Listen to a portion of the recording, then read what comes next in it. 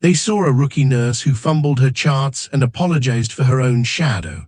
They thought the hospital was a soft target. But as the dust settled from the first gunshot, Amara Vance didn't scream. She didn't run. She touched the sealed challenge coin in her pocket, and the gunmen realized too late they hadn't trapped a victim. They had locked themselves in with a ghost. The sound of the gunshot didn't just echo. It vibrated through the very bones of the building.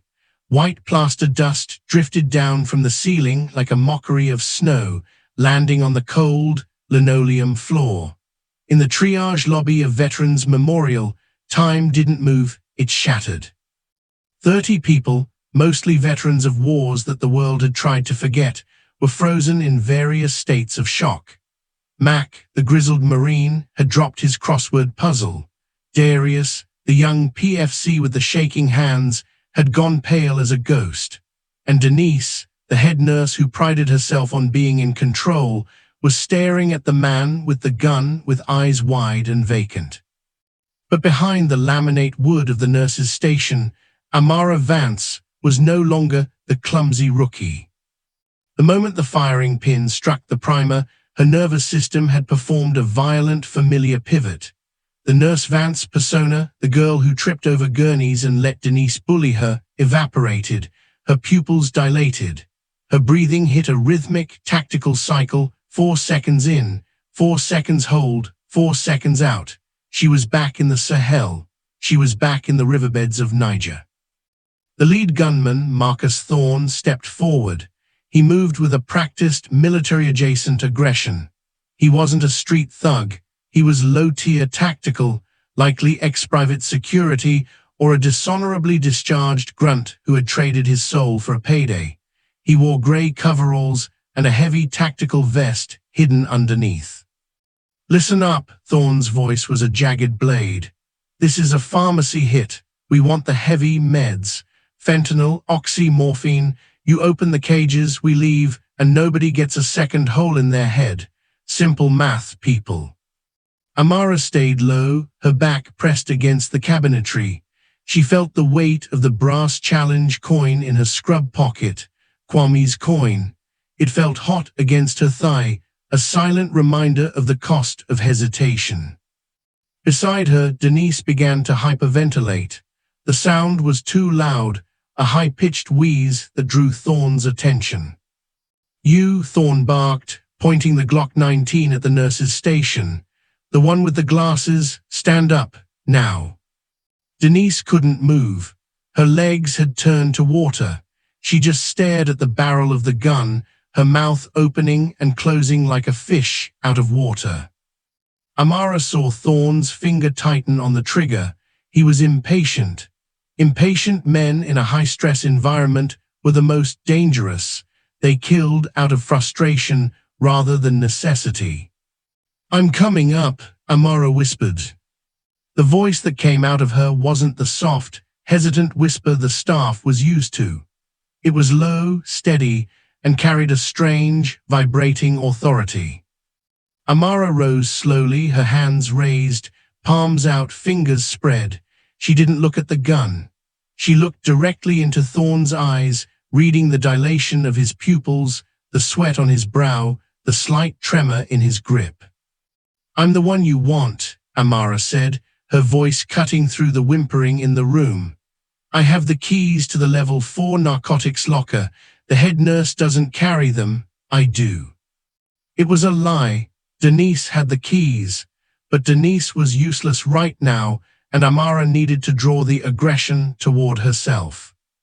Thorne tilted his head, his eyes scanning Amara's oversized scrubs and messy hair. He sneered. "The rookie, you look like you can barely find the bathroom, sweetheart." "I'm the night shift lead for inventory," Amara lied again, her tone as flat as a desert floor.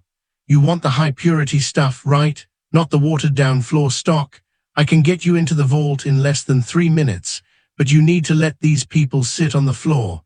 Panic makes people do stupid things, and stupid things make noise. You don't want noise, do you, Marcus?" The gunman froze, his eyes narrowed into slits. "How do you know my name?" Amara didn't blink. She had seen the M Thorn embroidered on the inside of his coverall collar when he leaned forward. "I'm observant. It's my job." Thorn laughed, a dry, rattling sound.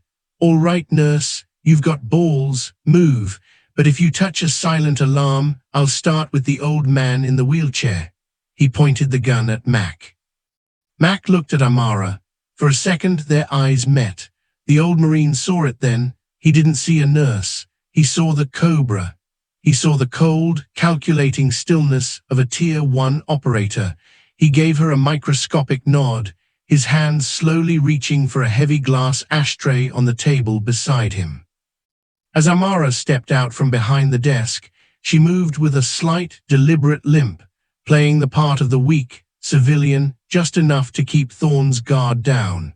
But as she passed the triage desk, she did 3 things in the span of 4 seconds that no one noticed. First, she kicked a rolling stool into the path of the second gunman, creating a minor obstacle.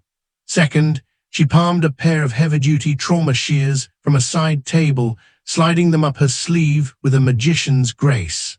Third, she looked at the security camera in the corner. It was a dead eye. She knew the hospital board hadn't replaced the DVR in months. "No help is coming," she thought. "It's just us. It's just the team." She looked at the veterans scattered across the room. These weren't victims. They were warriors whose bodies had failed them, but whose spirits were still forged in fire. They just needed a leader. "Follow me," Amara said to Thorn. She led him toward the heavy steel doors of the East Wing. As she walked, her mind was a tactical overlay. She wasn't seeing hallways, she was seeing fatal funnels. She wasn't seeing medical equipment, she was seeing improvised weaponry. She knew that in exactly 60 seconds, they would be in the pharmacy corridor, a narrow, windowless hallway with only one exit. In the shadows of her mind, the voice of her old instructor echoed, "Cobra, the moment they think they've won is the moment they're most vulnerable. That's when you strike." Amara felt the trauma shears against her skin. She felt Kwame's coin in her pocket. The hospital was quiet. The fog was thick outside, and Marcus Thorn had no idea that he wasn't leading a nurse to a pharmacy. He was being led into a kill zone by the most dangerous woman in the United States Navy. "The vault is just around this corner," Amara said, her voice dropping to a low, deadly calm. The trap was set. The hallway leading to the pharmacy was a fatal funnel, a long, narrow stretch of windowless corridor where there was nowhere to hide and nowhere to run. To Marcus Thorn, it was a secure route to his payday. To Amara Vance, it was a tactical playground. As she walked 3 paces ahead of Thorn, Amara's mind wasn't on the gun pointed at her spine. She was calculating the physics of the environment. The linoleum floor was freshly waxed, slippery. The fluorescent lights overhead flickered at a frequency of 60 hertz. The air vents were humming. "Left here," Amara said, her voice devoid of the tremor Thorn expected. "Just keep moving, nurse," Thorn growled. He was breathing harder now. The adrenaline was beginning to leak into his motor skills. He was checking his 6 every 5 seconds. "He's nervous," Amara noted. "Nervous men overcompensate with violence. I have to break his rhythm."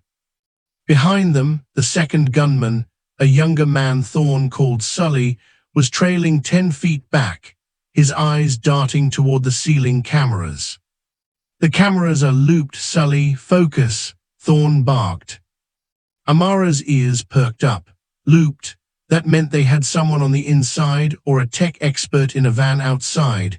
This wasn't a random hit. This was a coordinated heist, but they had made one fatal mistake. They hadn't accounted for the human element in the scrubs.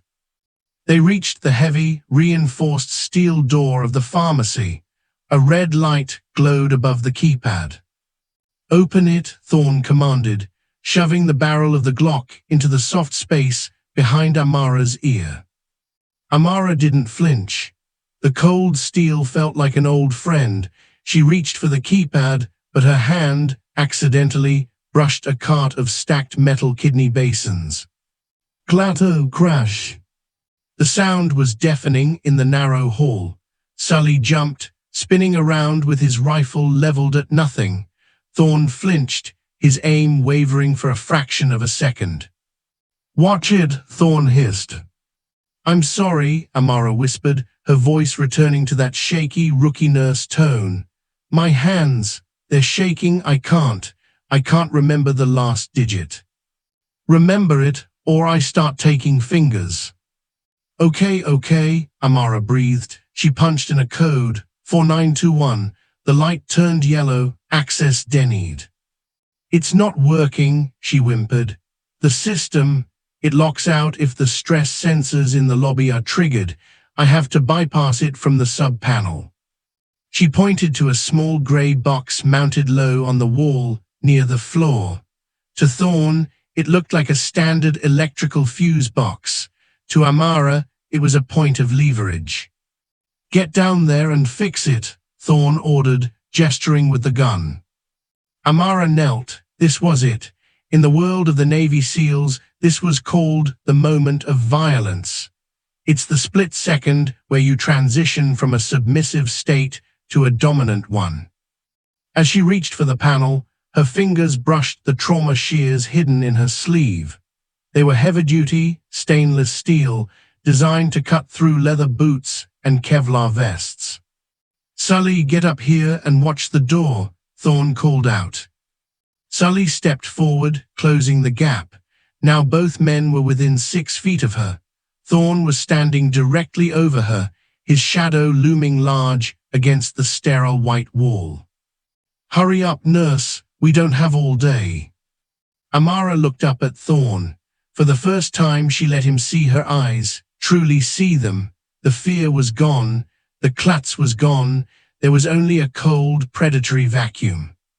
"You're right, Marcus," Amara said, her voice dropping an octave into a deadly, resonant calm. "You don't have all day.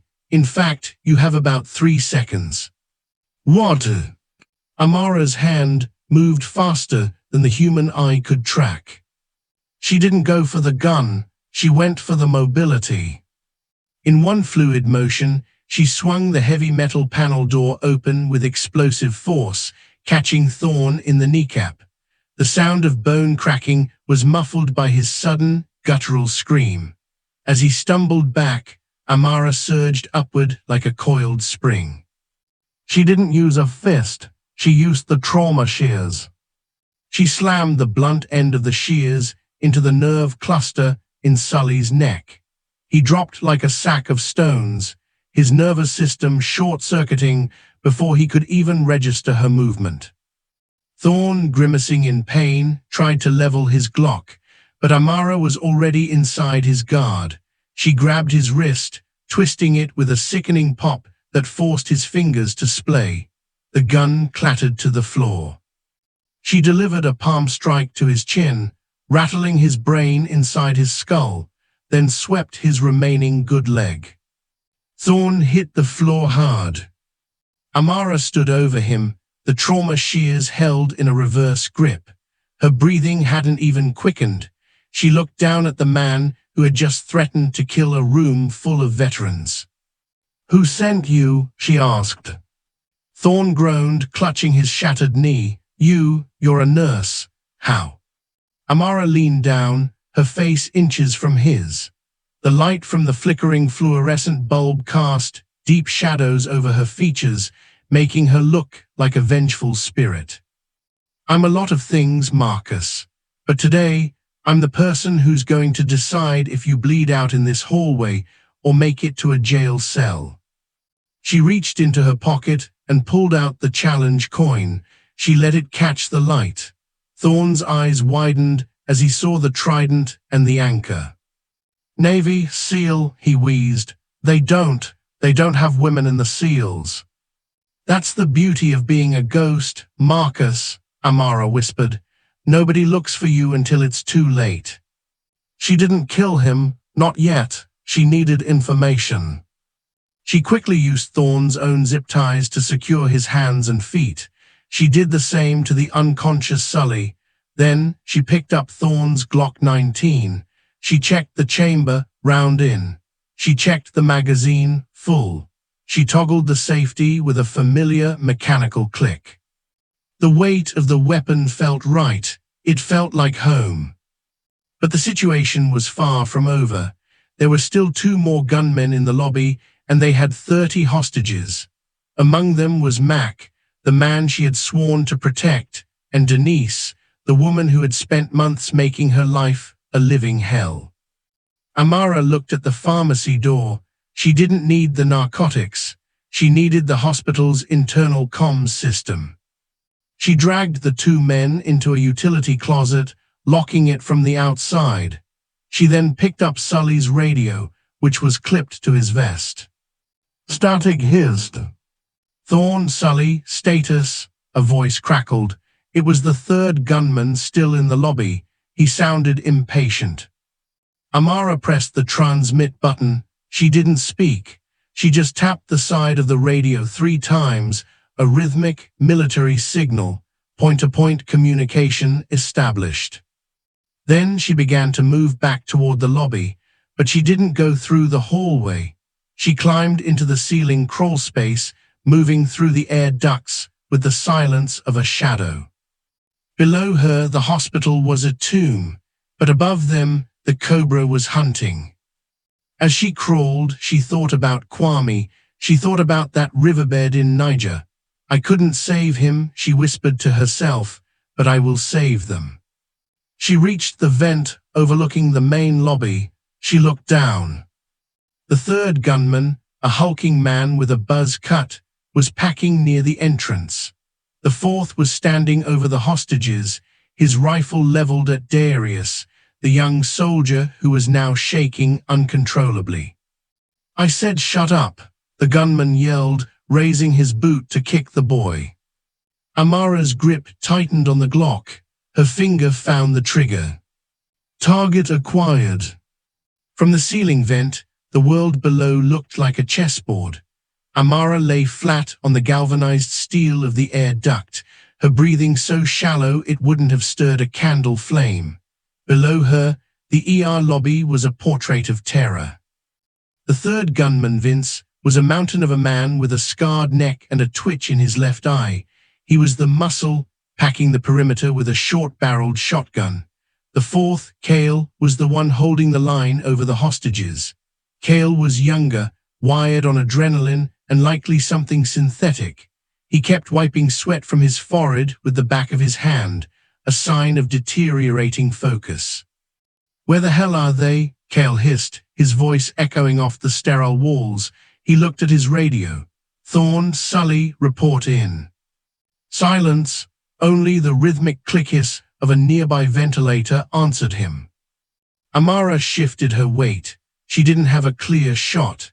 If she fired now, the muzzle flash from the vent would give her away instantly, and the survivor would turn his weapon on the veterans. She needed to divide them.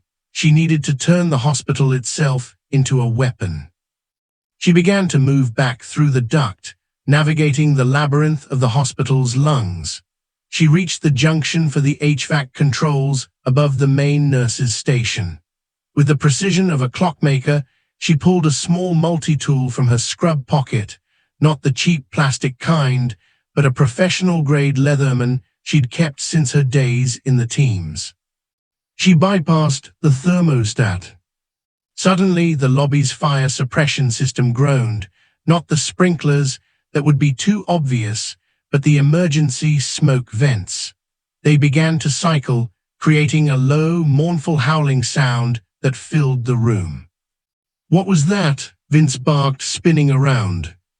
It's just the old building, man, Cale shouted back, though his voice lacked conviction.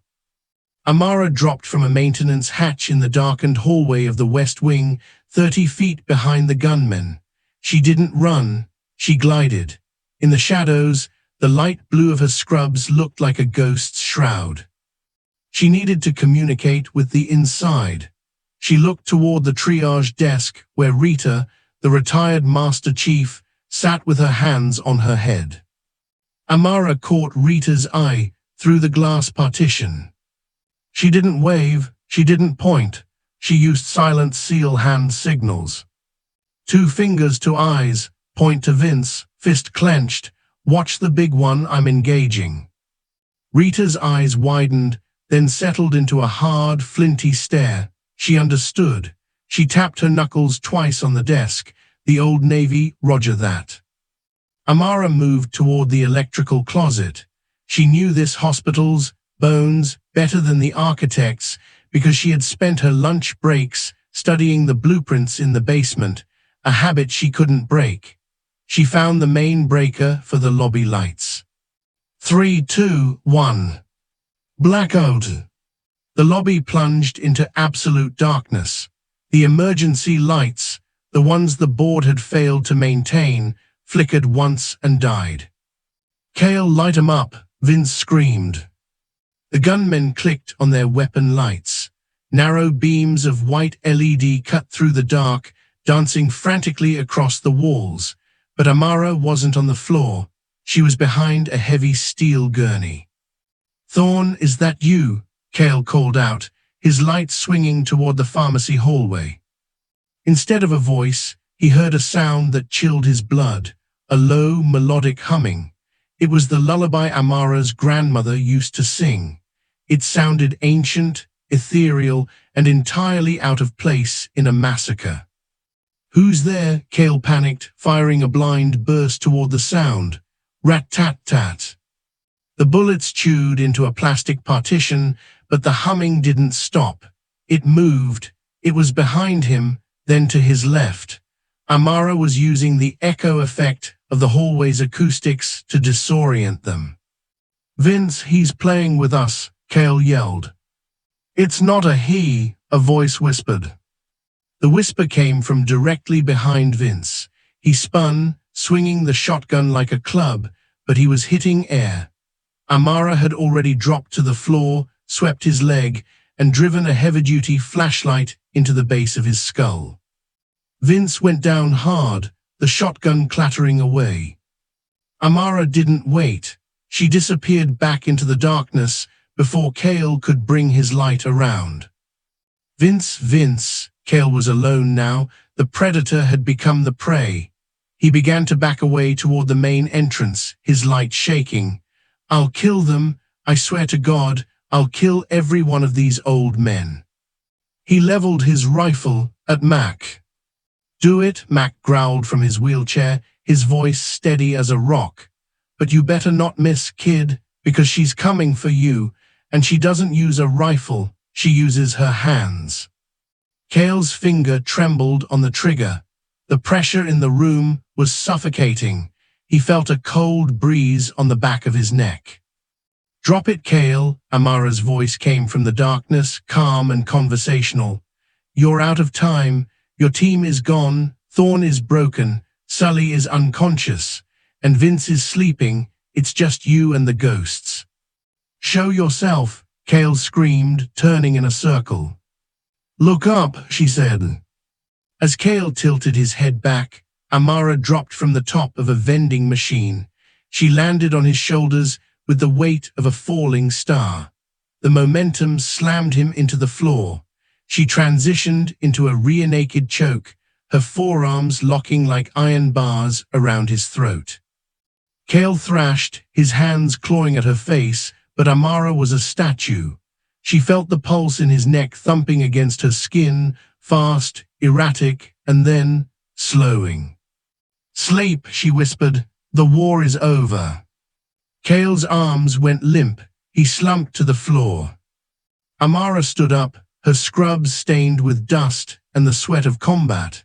She picked up Kale's rifle, cleared the chamber, and engaged the safety. The silence that followed was heavy.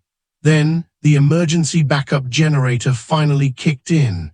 The lights hummed back to life, dim and yellow. The veterans in the lobby looked up. They saw the clumsy rookie standing over 2 unconscious gunmen, holding a tactical rifle like she was born with it. Her hair was messy, a streak of grease was across her cheek, and her eyes were the coldest things they had ever seen. Denise, the head nurse, crawled out from under a chair. She looked at Amara, her mouth hanging open. Amara, you just... Amara didn't answer her. She walked over to Darius, the young soldier who was still shaking. She knelt down, the rifle slung over her shoulder, and put a hand on his arm. "Breathe with me, Darius," she said, her voice returning to that soft, nursing tone. "In for 4, out for 4. The perimeter is secure, you're safe." Darius looked at her, tears streaming down his face. "Who are you?" Amara pulled the challenge coin from her pocket and pressed it into his palm. "I'm your nurse, Darius. Now let's get that shoulder looked at." But as she stood up, she looked toward the front glass doors. A black SUV was pulling up, not the police, not the SWAT team.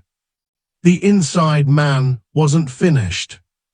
The silence following the shootout was worse than the noise. It was the kind of silence that rings in your ears, a vacuum where the air feels too thin to breathe.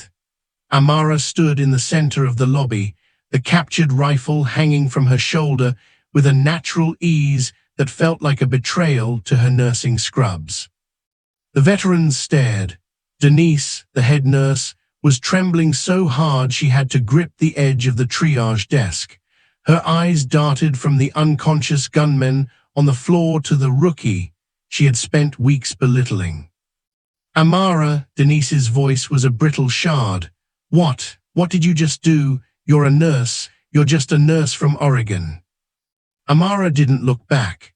Her eyes were locked on the black SUV idling outside the glass doors. The windows were tinted dark, limousine black, reflecting the gray Boston sky. "Denise, get these people into the south wing. Use the service elevator. It's the only one on a separate circuit." I can't," Denise stammered. "The police. We have to wait for the police." "The police won't be here for another 7 minutes," Amara said, her voice snapping like a whip. The inside man jammed the local repeater. "Your cell phones are bricks. Move, now." There was something in Amara's tone, the absolute, unwavering certainty of a commander, that bypassed Denise's shock. The head nurse began ushering the patients toward the back. Mac, in his wheelchair, didn't move. He stayed by the door, his eyes on the SUV, then on Amara. "You're not going with them, are you?" Mac asked quietly. "I'm the only one who can keep the door closed, Mac," Amara replied. "I knew it," Mac grunted, a grim smile touching his lips. "The way you stuck that IV, that wasn't nursing school, that was field medicine. Who were you with? Rangers, Delta?" Amara finally looked at him. The mask of the rookie was completely gone, replaced by the 1,000-yard stare of a woman who had seen the sun rise over the Hindu Kush more times than she had seen her own reflection. "SEAL Team 8, Senior Chief, call sign Cobra." Mac's eyes widened. "The teams, but they don't. They don't officially exist for women in the records you've read, Mac. Some things are kept off the books for a reason." She turned her attention back to the SUV. The driver's side door opened. A man stepped out. He wasn't wearing a mask or coveralls. He was wearing a charcoal gray suit that cost more than Amara's annual salary. It was Gerald Whitcomb, the hospital board chairman.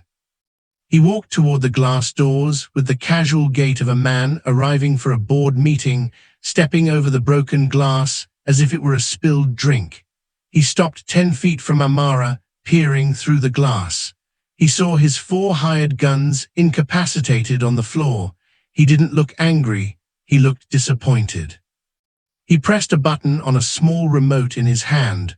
The lobby's electronic locks hissed. Engaged. He was locking himself in with her. Or rather, he was locking the survivors in with him.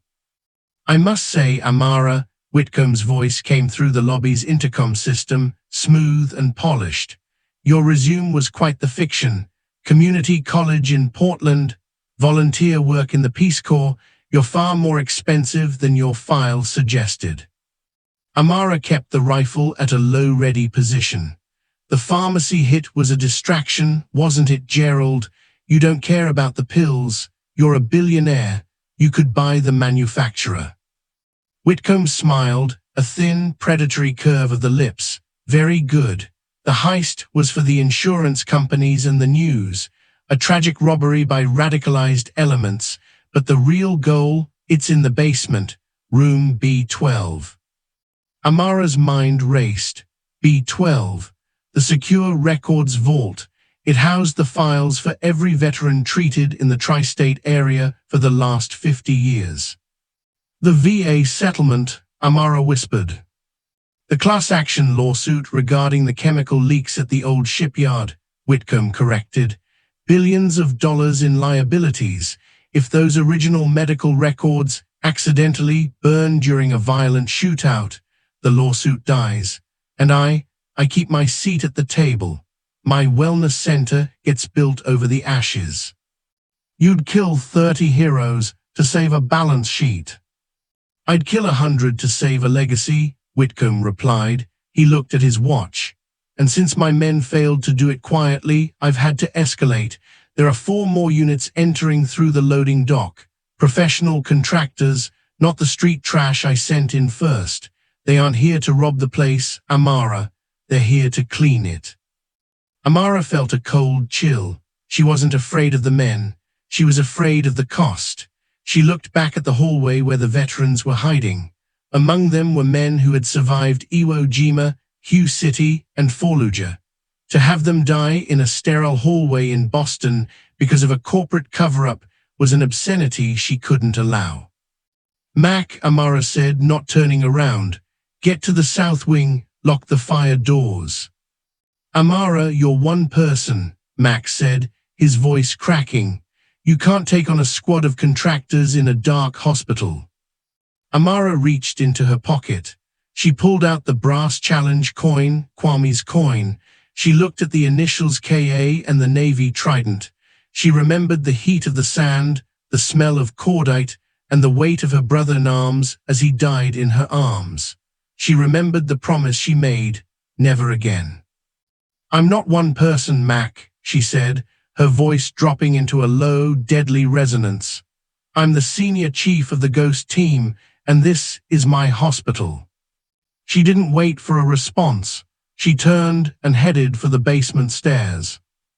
As she descended into the darkness, she began to strip off the light blue scrub top.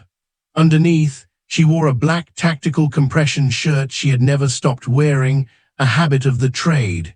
She took the trauma shears and cut the sleeves of her scrub pants, turning them into something tighter, more functional.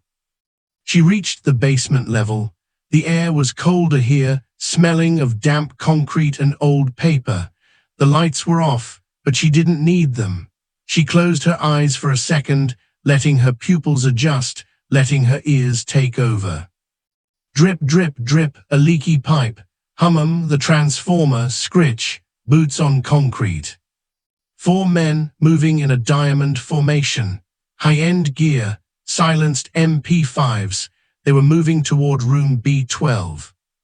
Amara didn't have a flashbang. She didn't have night vision goggles. But she had something they didn't.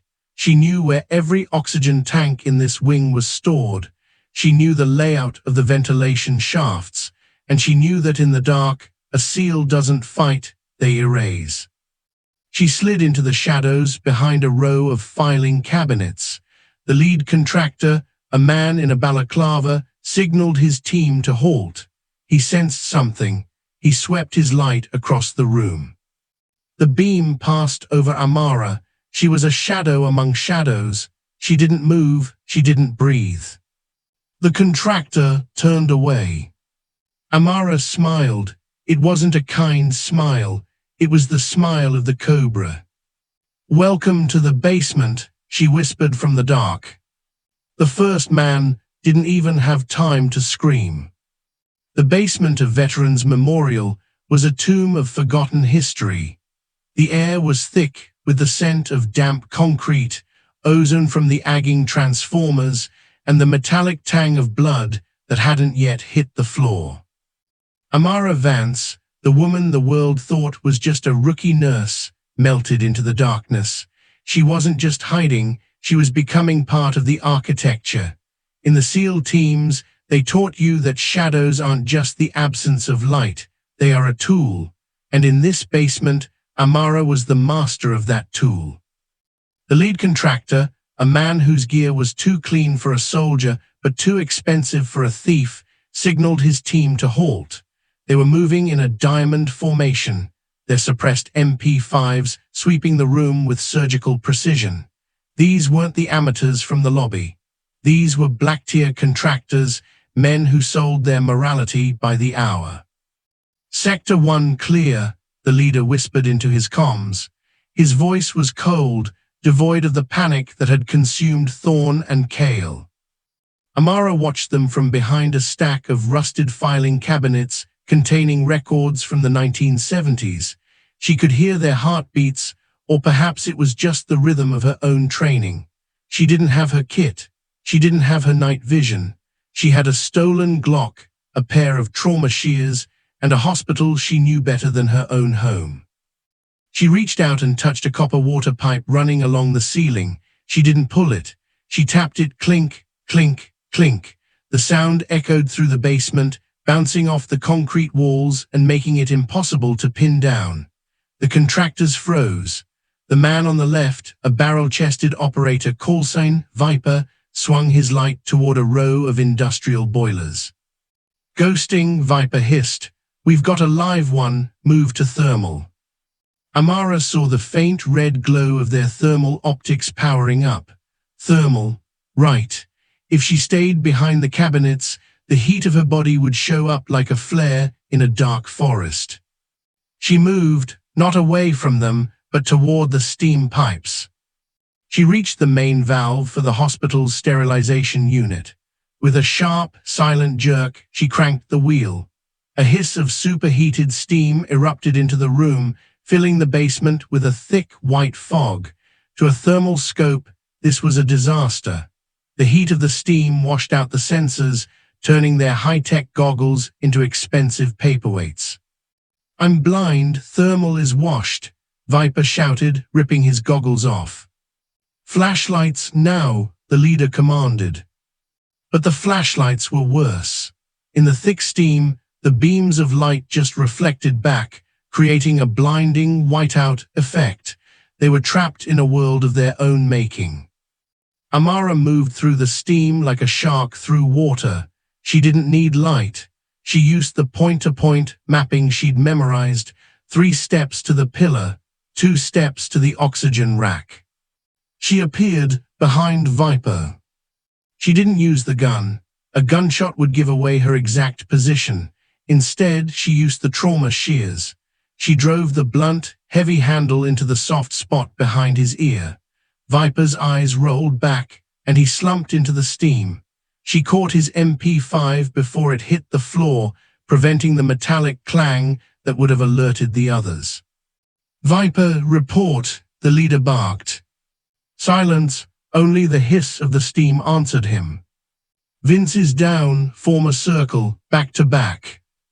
The remaining 3 contractors pressed their backs together, a desperate tripod of firepower in the mist. They began firing blind bursts, thud, thud, thud, the suppressed rounds chewing into the concrete walls. Upstairs, the veterans heard the muffled thuds.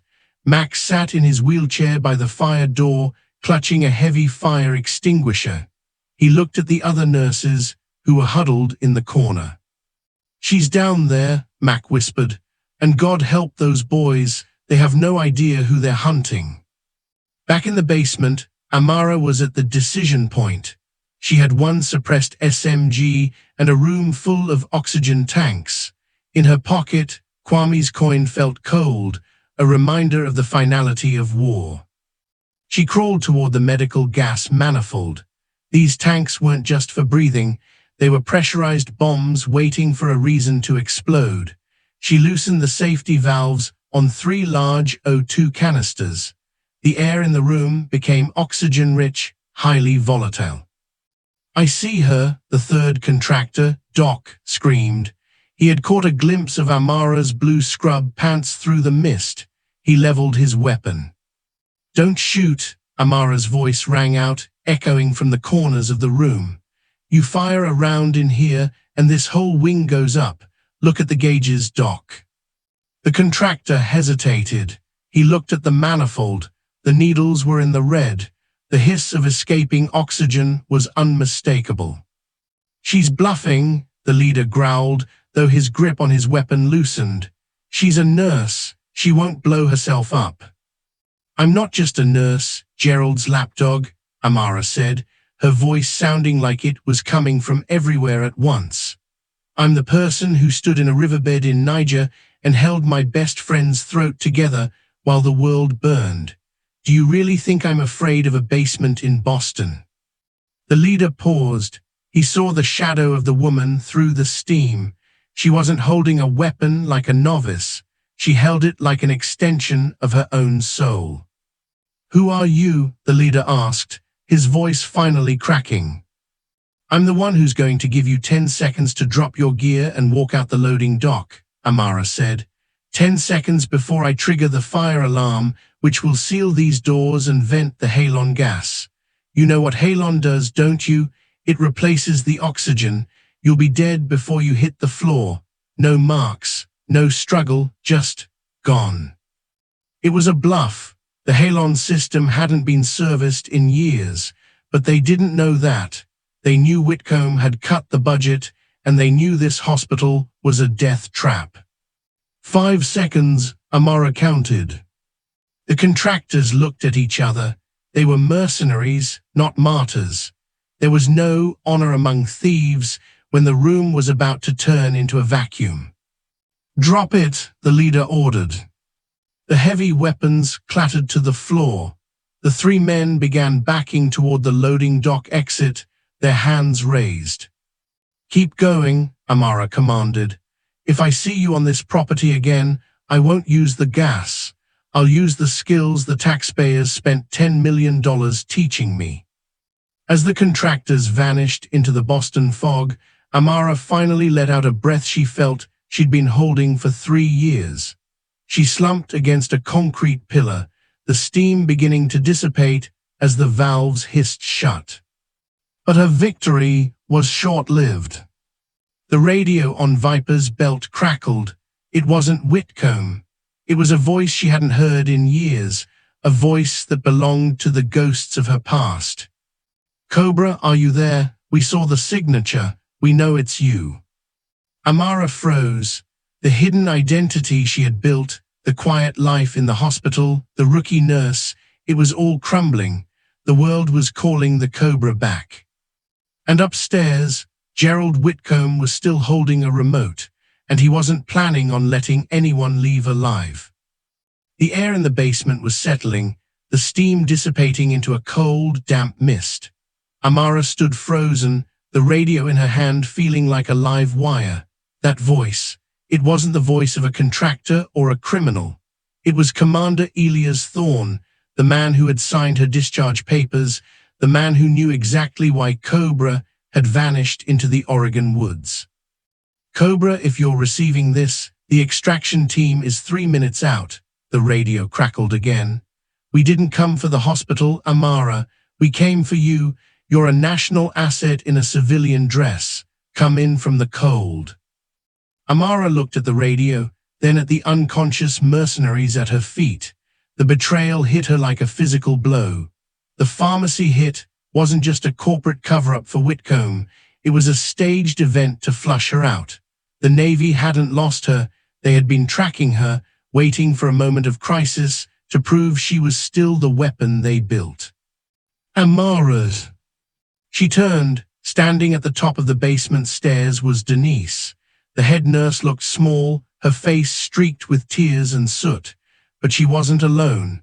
Behind her stood Gerald Whitcomb, and he was no longer holding a remote. He was holding a 9 Beretta, and it was pressed against Denise's temple. The radio is lying to you, sweetheart, Whitcomb said, his voice stripped of its corporate polish. It was now thin and desperate. There is no extraction team, just my cleanup crew, and I think it's time we stopped playing soldier. Amara raised the MP5 she had scavenged, her eyes narrowing into slits. "Let her go, Gerald. This isn't about the records anymore. You're losing control." "Losing control?" Whitcomb laughed, a jagged, ugly sound.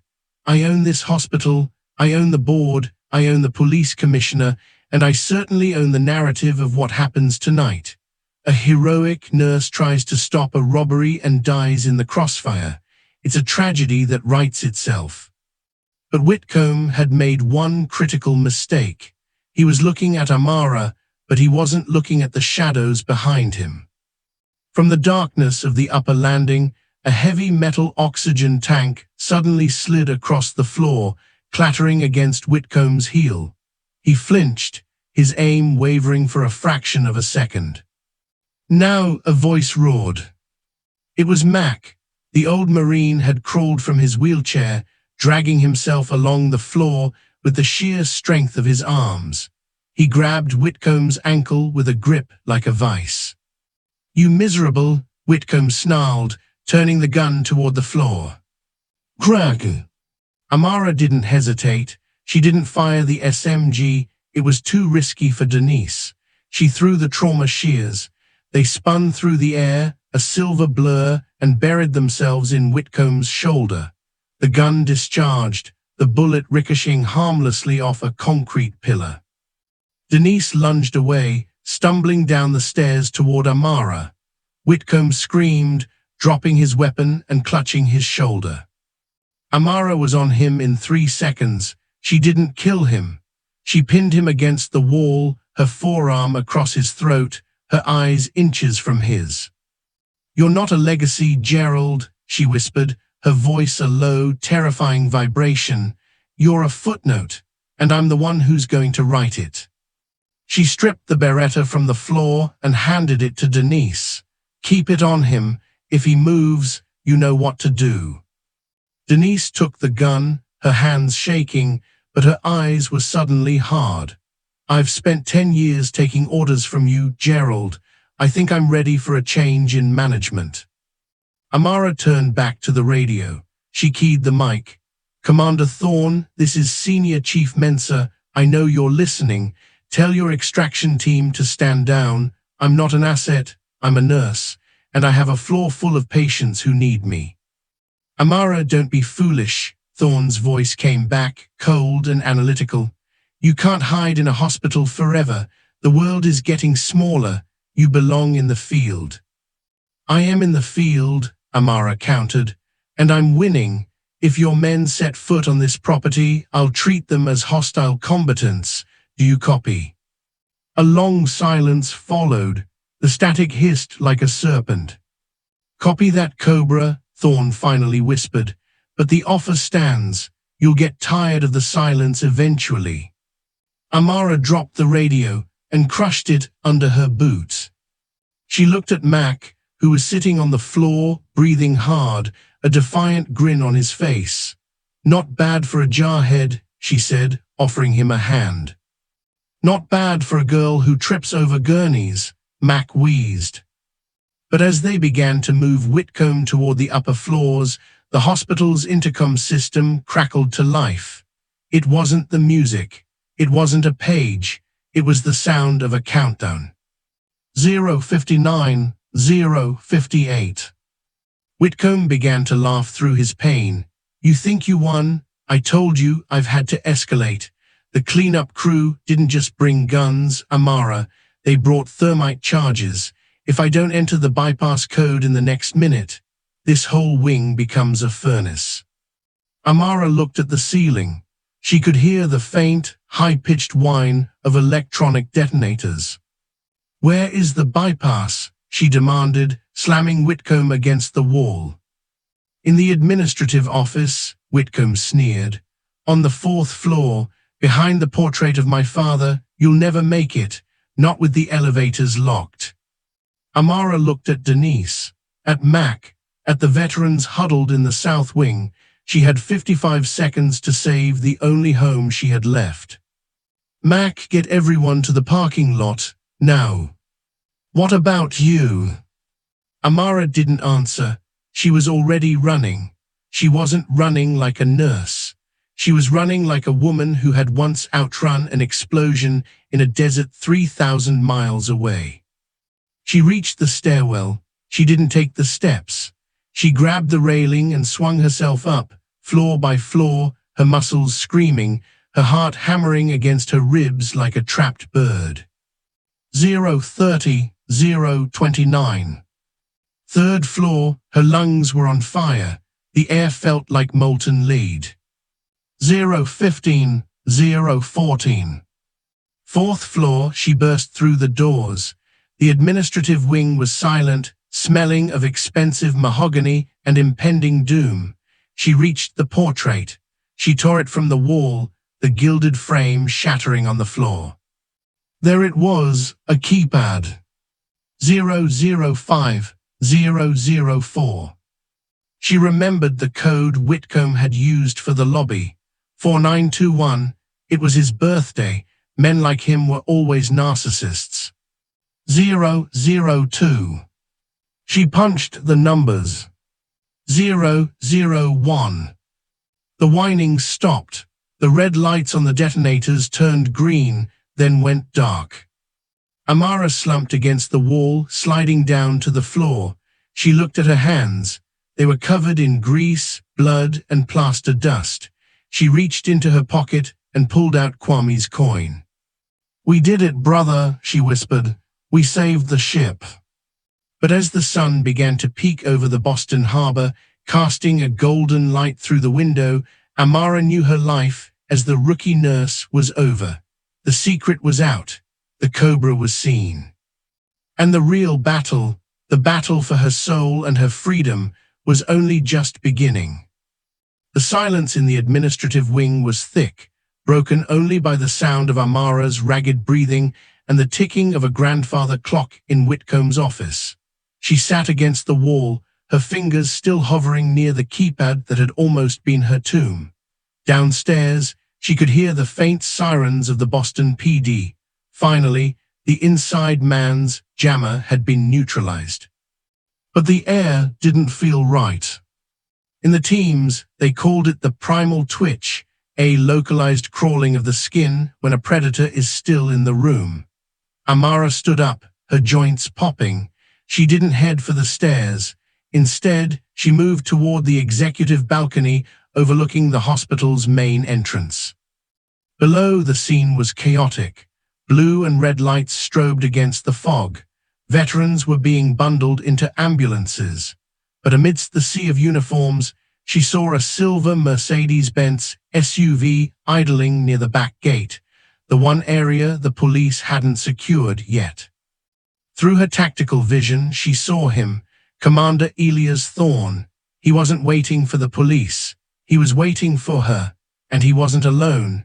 Two men in civilian clothes, but with the unmistakable posture of active duty Tier 1 operators, stood by the vehicle. Amara didn't use the elevator. She took the fire escape, descending the iron stairs with a rhythmic, metallic clang that sounded like a war drum. She reached the ground floor and stepped out into the cold morning air. "Amara, get back inside." It was Mac. He was being loaded into an ambulance, but he was pointing toward the back gate. "Those aren't cops, Amara. They've got military plates." Amara didn't stop. She walked toward the silver SUV, her scrubs torn, her face a mask of dried blood and determination. She was carrying the MP5 slung low, but her hands were open. Thorne stepped forward, his suit pristine despite the madness surrounding them. "You look like hell, Senior Chief." "I look like a nurse who just finished a double shift, Commander," Amara replied, stopping 10 feet from him. "Why are you here? You said the extraction team was standing down." "I lied," Thorne said simply. "You're too valuable to leave in a crumbling VA hospital, Amara. The mission in Niger, it wasn't your fault. We need that brain of yours. We need the Cobra back in the dark." "The Cobra is dead," Amara said, her voice dropping into a low, deadly resonance. "She died in that riverbed with Kwame. What's standing in front of you is a woman who finally found a home she's willing to fight for." Thorne sighed, a sound of genuine disappointment. I was afraid you'd say that. Grab her. The two operators moved. They didn't draw guns. They wanted her alive. They moved with the synchronized speed of the world's elite. Amara's world slowed down. This wasn't a fight against mercenaries or corporate thugs. These were her own kind. She knew their moves because she had taught half of them.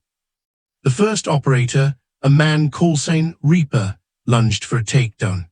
Amara pivoted on her heel, using his momentum to send him crashing into a stack of industrial crates.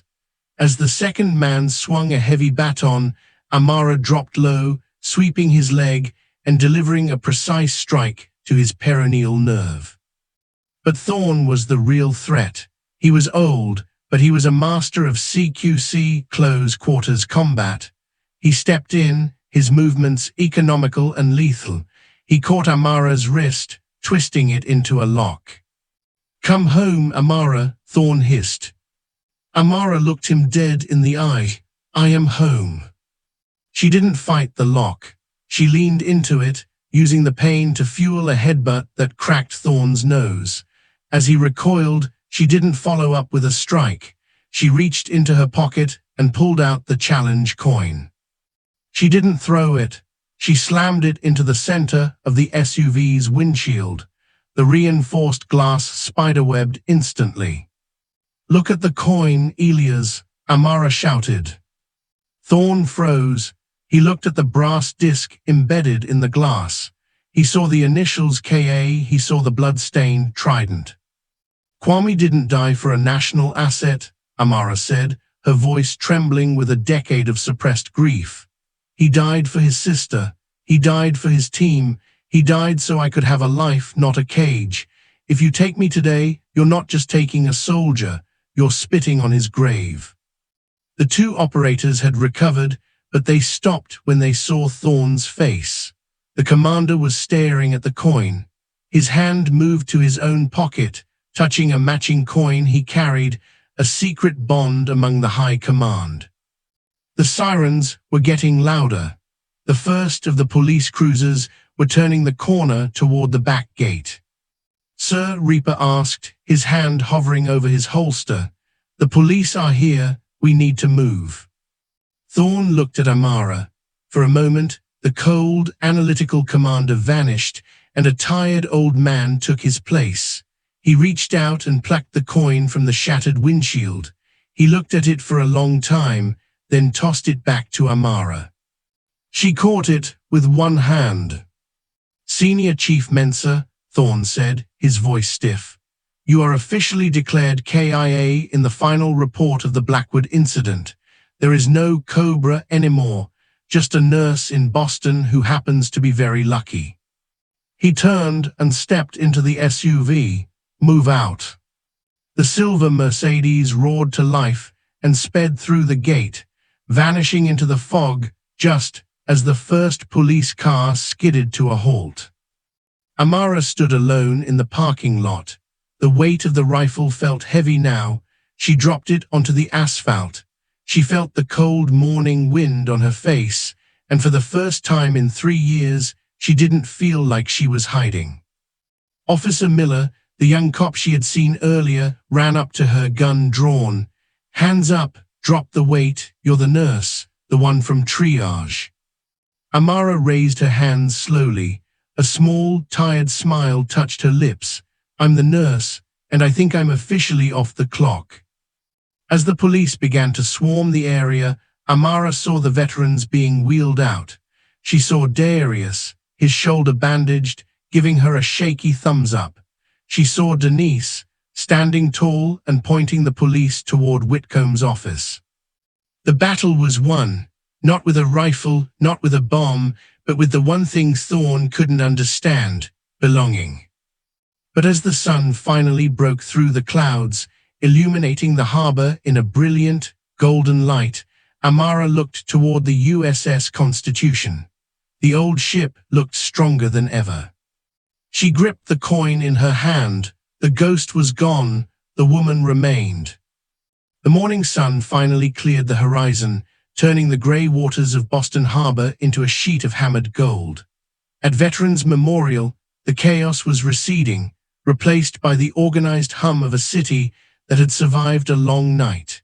Yellow police tape fluttered in the breeze like a line of jagged plastic teeth, marking the boundary between the massacre that almost was and the miracle that remained. Amara Vance sat on the back bumper of an ambulance. She was wrapped in a heavy wool blanket that smelled of detergent and old wool. Her hands, finally still, were wrapped around a paper cup of that terrible, watery hospital coffee. For the first time in years, she didn't mind the taste. It tasted like reality. It tasted like she was alive. Rita, the retired Master Chief, walked over. She didn't say a word. She simply reached out and placed a hand on Amara's shoulder. It wasn't the touch of a supervisor to a rookie. It was the silent acknowledgement of one warrior recognizing another. The board had an emergency session an hour ago, Rita said, her voice rough with emotion. Whitcomb's been stripped of his title. The police found the files in his car. The lawsuit is going through. Those boys from the shipyard, they're going to get their help, Amara, all because you didn't look away. Amara looked at the harbor. I didn't do it for the lawsuit, Rita. I know, Rita whispered. You did it because it's who you are. A few yards away, the media had begun to swarm. Reporters were shouting questions at anyone in scrubs. Who was the nurse? Is it true she was special forces? Where is the woman they're calling the angel of the ward? Amara pulled the blanket tighter. She didn't want the cameras. She didn't want the fame. Fame was a beacon, and a ghost can't survive in the spotlight. Denise walked toward her. The head nurse looked like she had aged 10 years in a single night. Her glasses were taped together, and her pristine white uniform was ruined. She stopped in front of Amara, looking down at her feet. I looked up your file again, Denise said quietly. The real one, the one the feds tried to lock down 10 minutes ago. She looked up, her eyes wet. I called you a klutz. I told you that you were easy to replace. I didn't know. You couldn't have, Amara said, her voice soft. I didn't want you to. You saved my life, Amara. You saved all of us. Denise reached out, hesitating before squeezing Amara's hand. If you stay, I promise no more charting complaints. Amara smiled, a genuine, tired laugh escaping her lips. I think I'm done with charts for a while, Denise. I think I need to go for a long walk. As the ambulances began to pull away, Mac leaned out of the back of his transport. He was headed to a surgical center to have his leg checked, but he refused to let them close the doors until he saw her. Hey, new girl, Mac roared, his voice still loud enough to rattle the windows. Amara stood up and walked to the edge of the ambulance. Mac didn't say thank you. He didn't offer a speech. Instead, he sat up straight in his stretcher, his back cracking, and he brought his hand to his brow in a slow, crisp, and perfect salute. One by one, the other veterans in the parking lot followed suit. The man with the oxygen tank, the young boy Darius, the old sailors from the third floor, they stood or sat in a silent line of honor. Amara stood at attention. For a moment, she wasn't Nurse Vance. She wasn't the klutz. She was Senior Chief Amara Mensa. She returned the salute, her hands steady, her heart finally at peace. She watched them drive away. She watched the police lead Whitcomb away in handcuffs. And then she did something no one expected. She walked to the edge of the pier, right where the water slapped against the old wood. She took the brass challenge coin out of her pocket. She looked at the initials KA one last time. She remembered the heat of Niger, the sound of the rotors, and the weight of her brother in arms. The watch is over, Kwame, she whispered. I'm home. She didn't throw the coin into the water. That would be losing him. Instead, she tucked it back into her pocket, right over her heart. She turned away from the hospital, away from the cameras, and began to walk toward the city. She was still wearing her blood-stained scrubs. She was still a rookie. But as she disappeared into the Boston fog, she wasn't running anymore. She was just walking. And for the first time in a very long time, the Cobra was finally, truly free. Some things are built to last. At 10:47 on a Tuesday morning, 4 men walked into a room full of veterans, expecting a soft target. What they found was a woman who had spent 12 years saving lives in places that don't appear on maps. Amara Vance spent years trying to be nobody, but in the end, she realized she was enough. The uniform comes off, but the warrior never does.